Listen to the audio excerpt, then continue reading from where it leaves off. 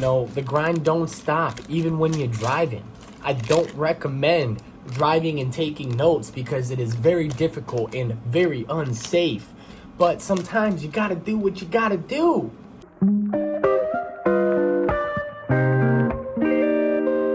What's going on, everybody? Welcome to Cullen's Music Corner. I'm Cullen the Great. Today we're going to be talking about MGK's newest album, Tickets to My Downfall. This album is a very unique album in the sense that normally musicians might try to branch out and have a few songs on an album with, different kind of genres, vibes, and styles on them. But this album, MGK goes from rapper to pop punk artist, like hands down. To be honest with you, it makes a lot of sense.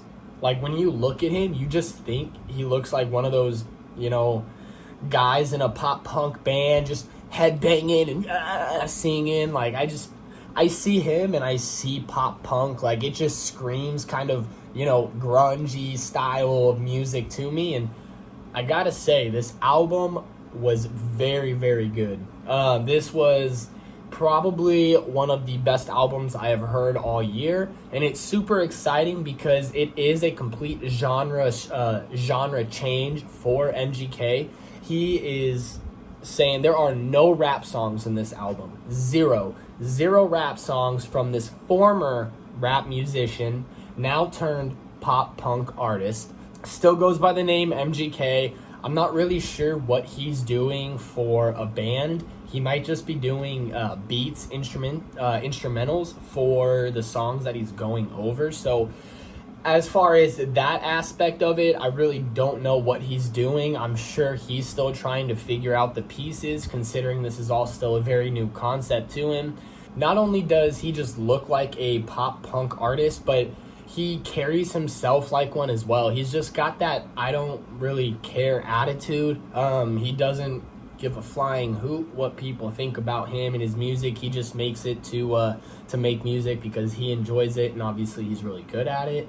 This album embodies what he is trying to do perfectly. It kind of coincides with his image as an artist. He looks good with the guitar slung around his neck. He looks like that's where he is supposed to be. And in this album, it sounds like he is truly comfortable delivering this style of music and these kinds of lyrics. It is a little bit different because it does have those hip-hop influence vibes, the hip-hop influence in it. You're going to have the verses, even the song structures are set up very similar to how hip-hop songs are. Granted, pop punk and hip hop, they're not the same, but they follow a similar message. They have similar backgrounds behind the musicians. A lot of them are just more notable for, having that I don't care attitude, kind of being the outcast, the bad boys of wherever they're from, and the two styles of music really are very coherent together, and I think they sound kind of good with one another. And MGK is the perfect musician to sort of bridge these two subgenres together. And I think this album overall was incredible. Few of my favorite songs on there. Title track just takes you for a roller coaster ride. It starts out with more of a laid back, more of a mellow kind of delivery on the song. The instrumental is very, very plain at that point. There's not a whole lot going on, and it just kind of builds itself up. It's real quiet. But after that first verse, when he transitions into the chorus, it almost sounds like a completely different song. The first time I heard it, I was not a big fan, but the more I listened to it and the more I paid attention to the lyrics and the vibes of the song, the better it sounded to me, and didn't sound as abrupt, even though it is still a little kind of abrupt, kind of forced, but it does sound good with the song. And like I said, it has that punk pop attitude that I really just don't care vibe. And then you have the second song, which I believe is Kiss Kiss.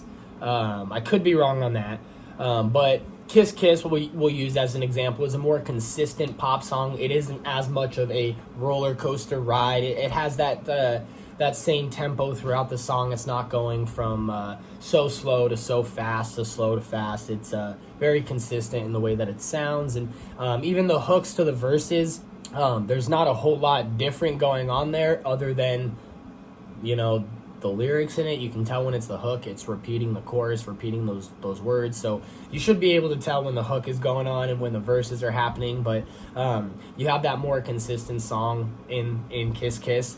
Overall, this was a very, very, very short album. It was only about 36 minutes long. I think there was 11, 12, or 13 tracks on there. And I believe 2 of them were interludes. So realistically, there wasn't that much music. And for the 10 or 11 songs that there were, they were very short songs, which I've talked about in previous videos. You guys know how I feel about short songs. I love them. Makes you go back and listen to it over and over. It's one of the smartest things a musician can do, especially in the day of streaming. The more streams you get, the more money you make. The shorter your song is, the more people are going to want to listen to it. It's just how it goes. You also have his hit song, Bloody Valentine, on here. I remember when he released that, I kind of listened to it a little bit, heard it right when it first dropped, but never really paid much more attention to it. So it was kind of refreshing to hear it again, and it definitely fits with this song, or definitely fits with this project, with this album. I was kind of wondering what he was doing when he released that, because I think he released that and then he started beefing with M and G-Eazy, or it might have been kind of around the same time. I might have my timeline mixed up, but I do believe it was fairly close with one another, so it was just kind of funny to see him drop that and then also him go at M's neck and just get canned. Few of my critiques with this album, there was a couple of times that I felt like a Lil Peep vibe, but not in the sense of, he was inspired, he was influenced by that, and that's kind of what he was aiming for. It almost sounded like a complete ripoff at times of Lil Peep, rest in peace. And I know Peep, he did sort of more of the emo rap, sad boy kind of genre, which in his style of delivery closely coincides to the style of delivery throughout this album. Him and MGK sound somewhat similar. I'm not saying they sound the same, but they have a similar style in their delivery through in this album at least. And one of the main things that differentiated Lil Peep from others was that style. It was the heavy effects, the multiple layers, the in-your-face sad boy kind of lyrics. And there was a few times throughout this album, Tickets to My Downfall, where I felt MGK went a little too far in trying to be inspired by that. It did just kind of feel like a ripoff at certain times. And I am a Lil Peep fan. A lot of my homies are Lil Peep fans. We started our music careers out listening to Lil Peep. He was one of the inspirations for a lot of us, so I do take that pretty closely. But other than that, that was one of my main critiques with this album. It did sound very similar throughout from song to song, and I'm kind of cutting him a break on that because it is a completely new genre for him. So maybe he found a sound he likes, he's sticking to it, especially on the debut album for it. But I would like to see in the future a little bit more, a lot more difference, but I would like to see in the future, if he does continue to do these pop punk style albums, mix it up a little bit more in between tracks. I just do think a lot of it sounded similar, but like I said, it's his first time in a new genre, and he did one hell of a job. I'm even going to go out on a limb and say that it is his best album to date. I just think every song on there sounded good. It was all very appealing to the ears. There's a few songs on there that might even have that radio appeal. Overall, this was a really good piece of work. I'm going to give him an 8 out of 10 on this. I'm just really impressed at the fact that he completely ditched the rap style and moved over to pop punk, and how well he executed it. Like I said earlier, you do have some of those hip-hop influences, and it's kind of noticeable in the verses and in the song structure.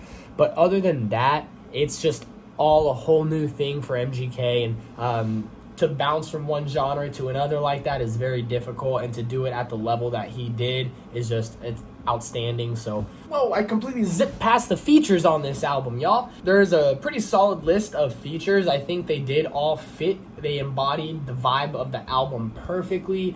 Each one of them kind of has a different style in their particular genre, and they're kind of stand out, and they're very noticeable. And I think that him bringing kind of all of these artists together for his project showed what he was trying to do. It encompassed the fact that he is on the outside, he's on the outskirts of his genre, looking in, trying to do something new. So I think he did a great job with that. You've got artists like Halsey, Trippie Redd, Ian Dorr, Black Bear's on here, and I think MGK just sounds good with them all.